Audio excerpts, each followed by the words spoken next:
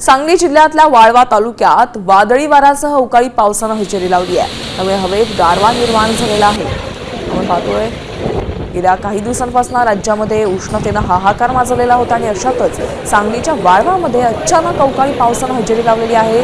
त्यामुळे स्थानिकांची तारांबळ उडाली आहे। उष्णतेमुळे काहीसा दिलासा मिळालेला आहे, पण पिकांचं शेतकऱ्यांचं या पावसामुळे मोठ्या प्रमाणात नुकसान होण्याची शक्यता आहे। एक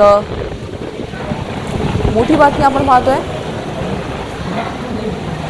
आपण थेट जाऊया सांगलीमध्ये, आमचे प्रतिनिधी विजय पाटील उपस्थित आहेत, त्यांच्याकडे आढावा घेऊया। विजय, आपण पाहतोय गेले काही दिवस सांगलीमध्ये उन्हानं तडाखा बसलेला होता आणि अशात आता वाळवात जोरदार पावसानं हजेरी लावलेली आहे।